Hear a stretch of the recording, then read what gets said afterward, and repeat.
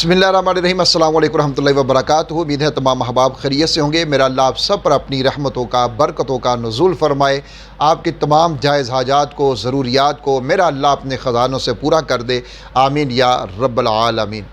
आज का अमल मुश्किलात के हल के लिए है, ज़रूरियात को पूरा करने के लिए है। ये ऐसा अमल है कि इसको आप करें, सजदे में करें, और जब आप सर उठाएंगे तो इंशाअल्लाह ताला अल्लाह के फजल करम से आपकी तमाम तर ज़रूरियात, आपकी हाजात पूरी हो चुकी होंगी इंशाअल्लाह ताला।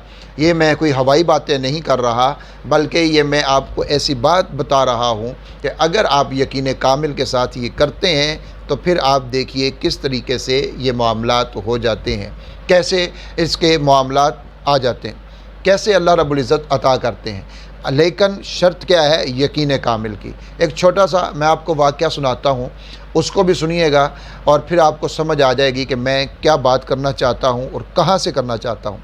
मेरे नाना जान रहमतुल्लाह अलैह वो फरमाते हैं, उनकी पैदाइश इंडिया की ही थी और इंडिया के अंदर उनका अपना ये व्यापार वगैरह जानवरों का किया करते थे।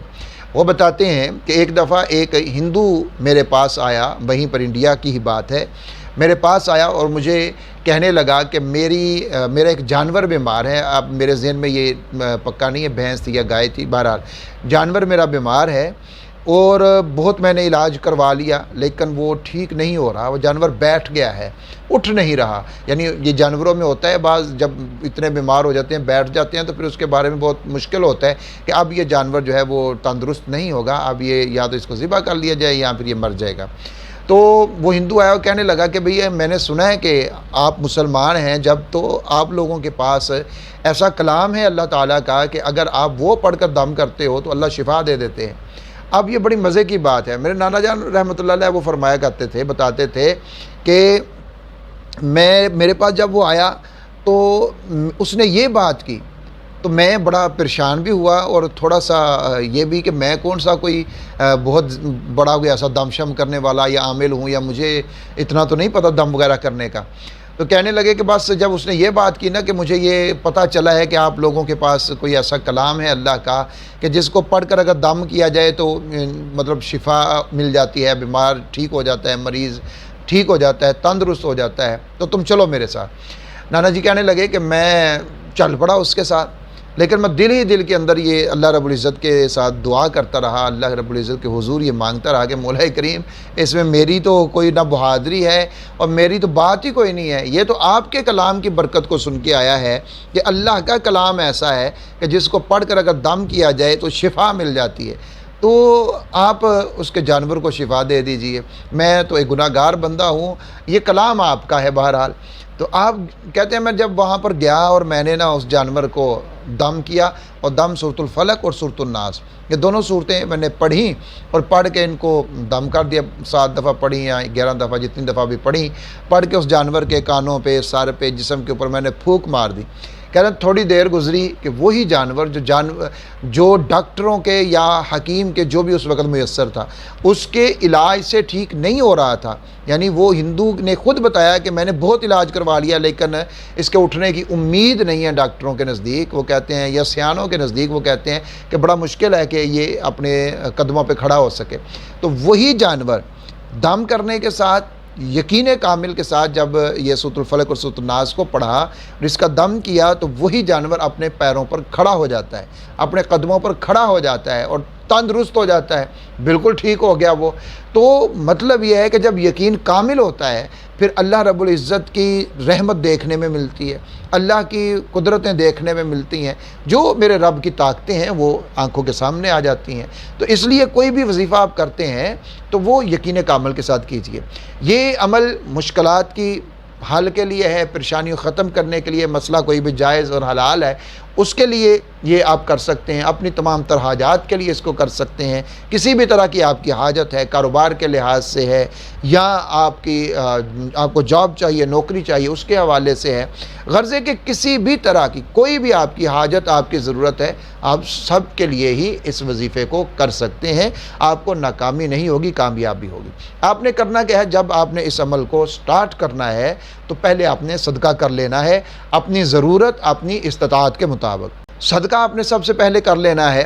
کہیں پر بھی آپ کر سکتے ہیں، یہ آپ کی مرضی ہے۔ جہاں آپ سمجھتے ہیں کہ یہاں پر جو صدقے کی چیز ہے، پیسے ہیں یا راشن وغیرہ اس کی ضرورت ہے، تو آپ وہاں پر صدقہ کر دیجئے، پہلے صدقہ کر لیجئے۔ اس کے بعد اس عمل کو آپ نے باوضو حالت میں کرنا ہے، بے وضو نہیں کرنا۔ سجدہ کوئی بھی ہو نا، وہ باوضو ہی ہوتا ہے، بے وضو نہیں ہوتا۔ سجدہ ہر حال کے اندر جب بھی کیا جائے گا وہ باوضو کیا جائے گا، بے وضو نہیں کیا جائے گا۔ اس لیے اس کے لیے، کیونکہ یہ عمل ہم نے سجدے میں کرنا ہے تو باوضو ہونا ضروری ہے۔ اس کے لیے آپ طریقہ کار یہ بھی اختیار کر سکتے ہیں کہ جب آپ نماز ادا کرتے ہیں، نماز آپ نے فرض پڑھ لیے، آپ نے سنتیں ادا کر لی، نوافل وغیرہ پڑھ لیے، اس کے بعد آپ تنہائی میں باوضو تو آپ ہوں گے۔ اگر مسجد میں مرد جو ہیں مسجد میں ہیں تو مسجد میں ہی، اگر گھر میں ہیں تو گھر میں، خواتین گھر میں ہوں گی ظاہر ہے۔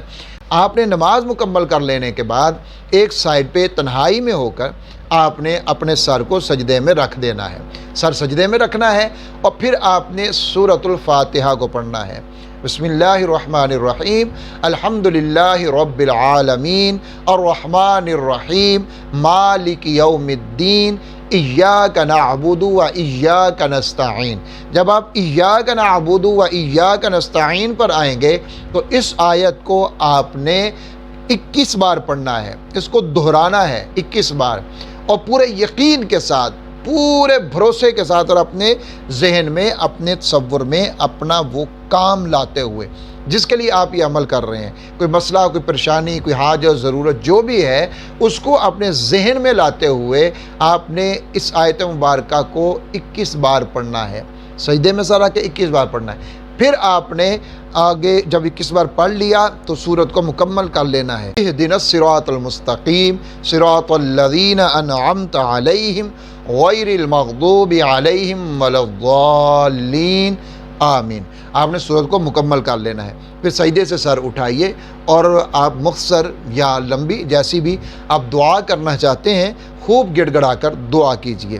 یہ عمل آپ نے سب سے پہلے 3 دن تک کرنا ہے، یعنی 3 دن کرنا ہے، اور کسی بھی ٹائم پہ آپ کر سکتے ہیں۔ مکروہ ٹائم نہ ہو، مکروہ ٹائم کہ جس میں نماز پڑھنا، سجدہ کرنا یہ مکروہ ہے، طلوع آفتاب کے وقت ہے، زوال کے وقت ہے، تو مکروہ ٹائم نہیں ہونا چاہیے۔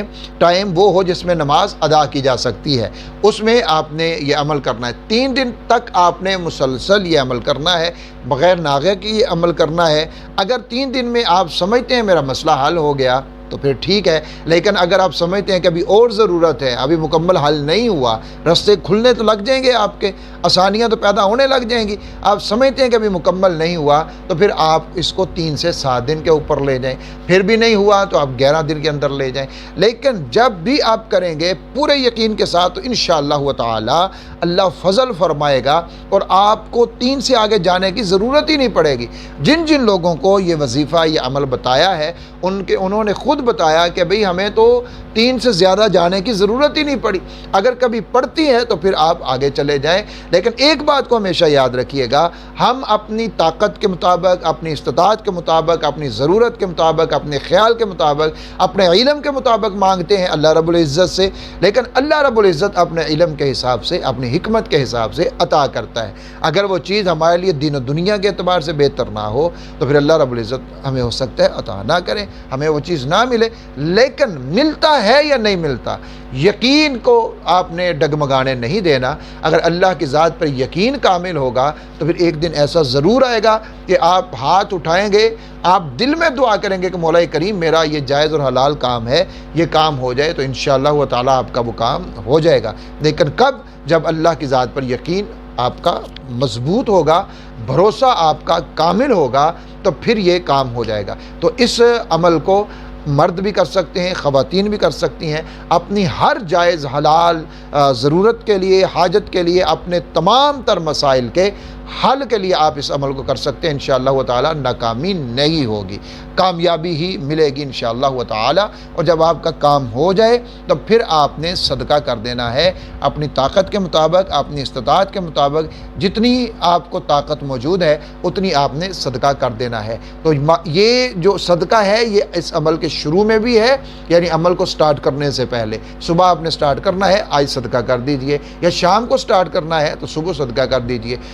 سٹارٹ میں صدقہ کرنا ہے اور اس عمل کے آخر میں بھی آپ نے صدقہ کرنا ہے۔ انشاءاللہ تعالی آپ کے تمام مسائل حل ہو جائیں گے میرے اللہ کی مدد کے ساتھ، میرے اللہ کی رحمت کے ساتھ، میرے اللہ کے کرم، میرے اللہ کے فضل کے ساتھ۔ ویڈیو کو آگے بھی شیئر کیجئے گا تاکہ دوسرے لوگوں کا بھی اس سے فائدہ ہو سکے۔ اپنا خیال رکھیے گا، دعا میں یاد رکھیے گا۔ اللہ حافظ و ناصر۔